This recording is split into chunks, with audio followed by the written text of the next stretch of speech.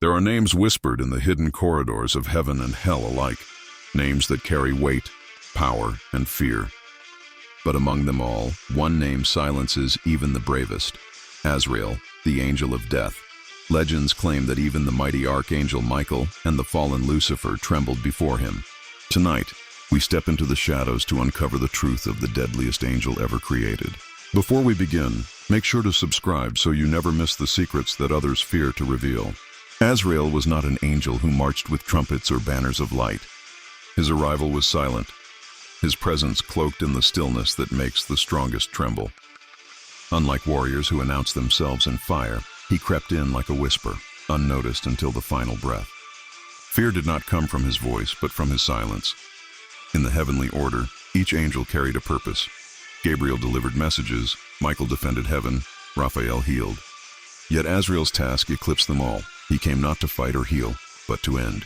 Death was not a punishment, nor a reward, but an unavoidable certainty. And Azrael carried that certainty like a cloak. Legend suggests that his shadow could fall across the brightest halls of heaven, dimming even the glory of celestial light. His silence was not absence, but presence, a heavy reminder that every beginning has an end. No angel desired his company, for where he lingered, life surrendered. Unlike Lucifer, who defied God in arrogance, Azrael never rebelled. He did not seek dominion, yet dominion belonged to him nonetheless. For even rebellion dies, and Azrael alone held the key to that inevitable end. His obedience made him even more terrifying.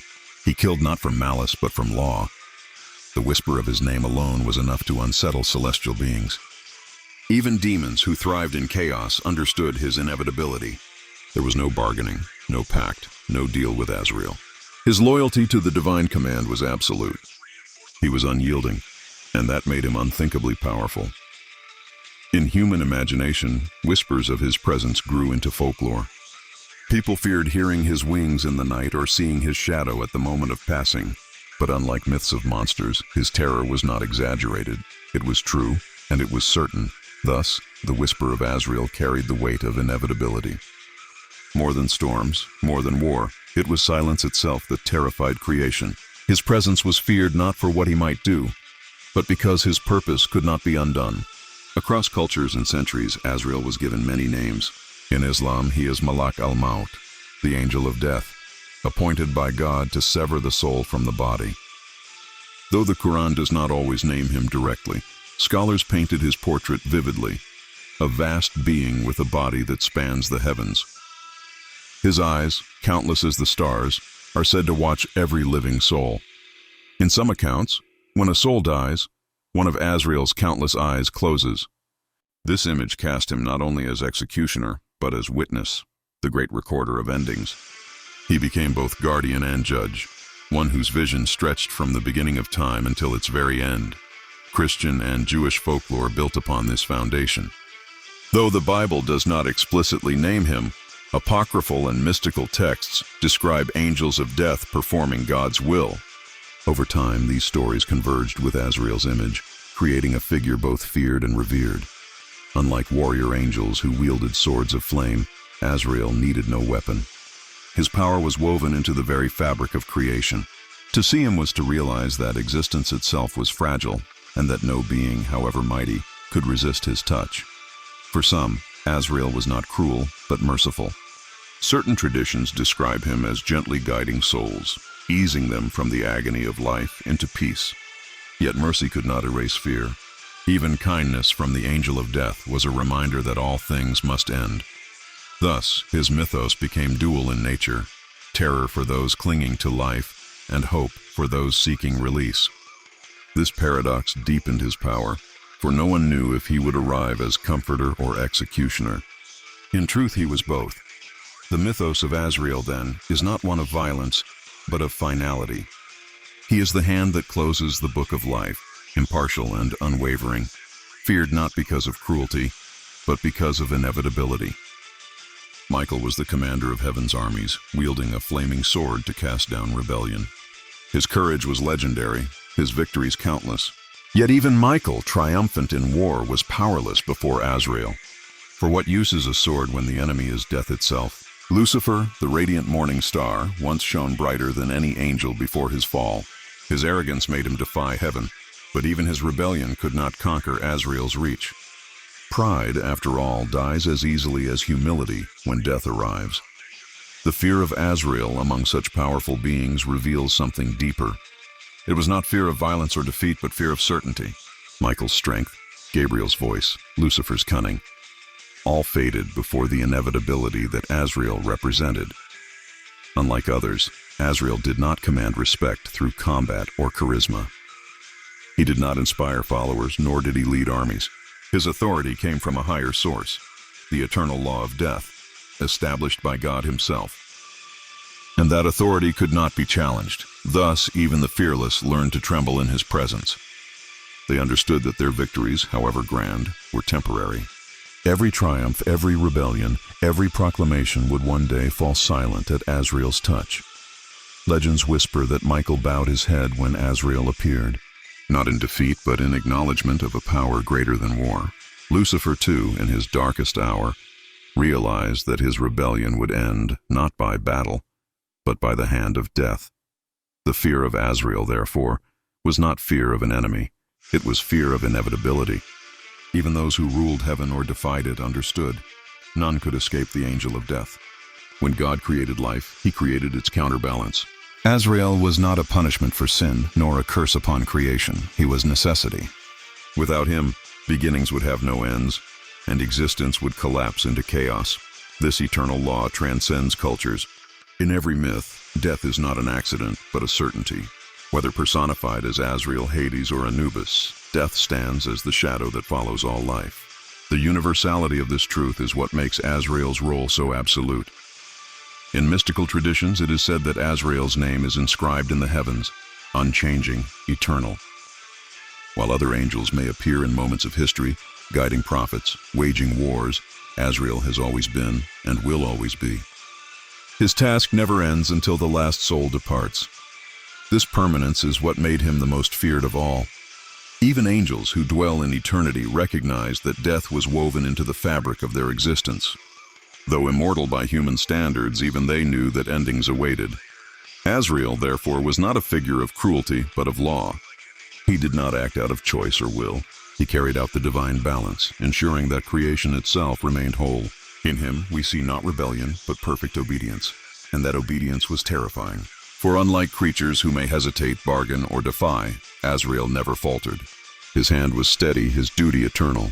To meet him was to meet inevitability face to face. The eternal law of death embodied in Azrael stands as the one truth no being can escape. From mortal to angel, from saint to sinner, all must bow before the silence he brings. Humanity has always feared death, and in that fear we shaped stories to make sense of it. Azrael became a figure in these stories, a way to personify the unknown. By giving death a face, we gave ourselves a way to speak of it, to confront it in whispers. Some traditions describe him with wings spanning the world, his gaze unflinching, his presence unbearable. In these tales, he is a terrifying figure, reminding us that no one escapes his hand. Such images turned him into the monster of midnight stories. But other traditions softened his image. They spoke of Azrael as merciful, lifting souls from suffering and carrying them into rest. For those who feared eternity's judgment, he was not an enemy, but a deliverer. These conflicting images reveal our own relationship with death. We fear it as loss, yet long for it as escape. We resist it when it steals from us, yet embrace it when suffering becomes unbearable. Azrael reflects these contradictions perfectly. Through storytelling, Azrael became more than myth. He became ritual. In prayers for the dying, in warnings to children, in the shadows of folklore, his presence lingered. Every story was a reminder. Death walks with us. Cultures across the world gave him different names, but his essence was the same. Whether feared as a hunter or welcomed as a guide, Azrael's image helped humanity cope with the one truth that unites us all. Thus, storytelling did not diminish his terror, it amplified it. For in every retelling, Azrael became more real, more certain, more inevitable. Visions of the end times often speak of wars, plagues, and divine judgment. Trumpets will sound, the skies will open, and angels will descend. Yet behind these images lies a quieter, darker truth. the final act of Azrael. When the last soul is taken, Azrael's task will be complete. His silence will close the story of humanity, not with fire or thunder, but with stillness. The apocalypse is not only destruction, it is the ending of all breath. The silence of no voices left. In some traditions, Azrael is said to hold the book of life. When the end comes, he will fold it shut, sealing creation itself. Time will be swallowed, and existence will give way to eternity. His role will end not with glory, but with silence. This makes Azrael's role more terrifying than war or fire, for armies can be resisted, disasters survived. But when Azrael finishes his duty, nothing remains to resist. The end will not be a battle lost, but a silence achieved. Apocalyptic myths reveal that death is not merely personal, but cosmic. Just as each life ends, so too will the world.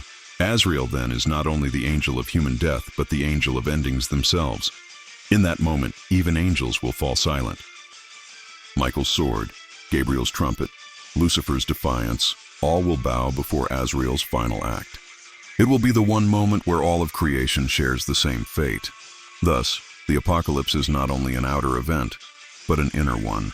Every heartbeat carries within it the shadow of Azrael, a reminder that the end of all things is already written. Even in modern times, where science explains much of the world, Azrael's shadow lingers. For science can explain life, but it cannot erase death. Technology may prolong existence, but it cannot prevent the silence Azrael brings. His image persists in literature, films, and whispered fears. Sometimes he is the cloaked reaper, sometimes the gentle guide. But no matter the form, the fear remains, for behind every heartbeat lies the shadow of inevitability. Some dismiss Azrael as myth, but even those who deny him feel his presence. When death comes, belief or disbelief makes no difference. The shadow lingers, whether we name it or not. This lingering presence is what makes Azrael unique. He is not bound to a single culture or religion. He transcends borders, appearing wherever humanity faces mortality. His universality makes him more real than any legend. The fear of Azrael is not about cruelty. It is about finality. He does not hunt or chase. He waits, patient and silent, until the appointed time arrives. And in that patience, he becomes the most certain of all beings. Even angels are not immune. The shadow that frightened Michael and silenced Lucifer still falls upon them, reminding all of creation that eternity belongs not to them, but to the law of God. Thus, Azrael's shadow lingers, not as enemy, but as destiny. He is the silence behind every story, the end behind every beginning, the shadow that no light can erase. Azrael's story is not just about death, but about the fragility of life, the weight of endings, and the fear that even angels cannot escape. His presence reminds us that power lies not only in force, but in silence. If even Michael and Lucifer trembled before him, what does that mean for us? Perhaps that the scariest angel ever created is not our enemy, but our destiny. Subscribe now to face these truths with us, and never miss the shadows that others fear to enter.